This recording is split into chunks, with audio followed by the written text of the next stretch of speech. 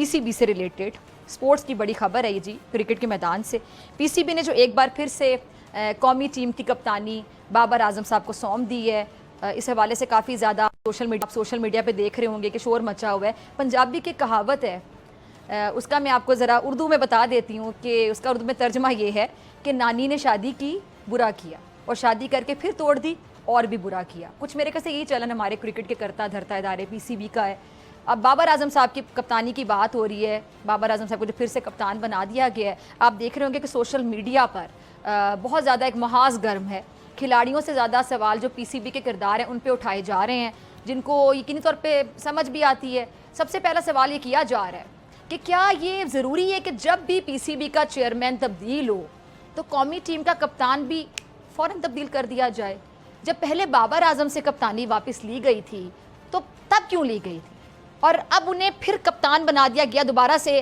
तो ऐसा क्या अफ्तार टूट पड़ी थी कि उनको दोबारा से कप्तान बना दिया गया? मतलब बात अगर परफॉर्मेंस की हो तो फिर बाबर आजम की कप्तानी में कौमी टीम ने कोई इवेंट आप बता दें, कोई टूर्नामेंट बता दें जो जीता और नहीं जीता। क्रिकेट पर गहरी नज़र रखने वालों की, ज़्यादातर लोगों की राय यही है कि इसमें कोई शक नहीं कि बाबर आजम बहुत अच्छे बैट्समैन हैं, लेकिन उनका ये भी मतलब नहीं है कि आप उनकी जो कप्तानी है या आप समझें कि वो इतने अच्छे बैट्समैन है कि आप उनको कप्तान बना दें, क्योंकि लोगों के मुताबिक जो राय रखते हैं इस हवाले से वो ज़्यादातर तादाद ही कहती है कि कप्तान बनने की सलाहियत इनमें इतनी शायद मौजूद नहीं है, जिसका सबूत आप देख लें कि बतौर कप्तान इनकी परफॉर्मेंस है। परफॉर्मेंस सामने रख लें, दूध का दूध पानी का पानी। जब बाबर से कप्तानी वापस ले ली गई थी तो फिर शाहीन अफरीदी को मौका दे देना चाहिए था।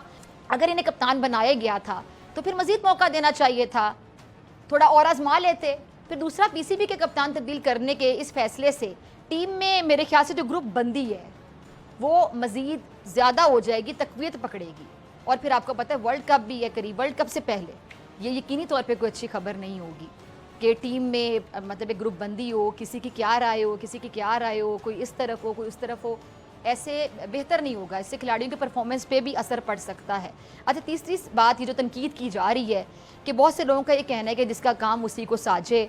जैसा कि अभी जो पीसीबी के चेयरमैन हैं मोहसिन नकवी साहब, उनकी सलाहियतों की मैं बहुत कायल, वो बहुत अच्छे एडमिनिस्ट्रेटर हैं, लेकिन क्रिकेट की दुनिया से ताल्लुक़ रखने वाले जिनके बहुत ज़्यादा सेंटिमेंट्स अटैच हैं, आप यहाँ तक कह दें कि क्रिकेट एक ऐसा खेल है जिससे हमारी आवाम के बाकायदा सेंटिमेंट्स जुड़े होते हैं। आप देख लें कि कोई भी मैच हो, ख़ासतौर पर क्रिकेट का मैच हो, तो किस तरह शायकीन अपने घरों के काम छोड़कर बाकायदा तैयारी कर रहे होते हैं। घरों में बाकायदा ईद का समय होता है कि जी आज क्रिकेट मैच है, ख़ासतौर पर अगर हमारा रिवायती हरीफ भारत के साथ मैच हो या कोई बड़ी सीरीज़ हमारी टीम खेल रही हो, और इस तरह बाकायदा उनके लिए दुआ की जा रही होती है, जैसे कोई वालिदैन अपने बच्चों के लिए दुआ कर रहे होते हैं और कोई मुश्किल सूरत हाल है। और जब मैच में आप देख रहे होते हैं कि मैच जब आखिरी मराहिल में दाखिल होता है तो तमाम जो कौम है उसके जज्बात ऐसे कि एक पेज पे लाके आपने रख दी हों कि जैसे एक ख़ानदान में शादी है तो बाकी तमाम ख़ानदान भी उसके साथ जुड़ गए हों। तो ये क्रिकेट एक ऐसा खेल है जिससे हमारी कौम के, अगर मैं कह दूं कि जज्बात जुड़े हुए हैं तो बिल्कुल गलत नहीं होगा।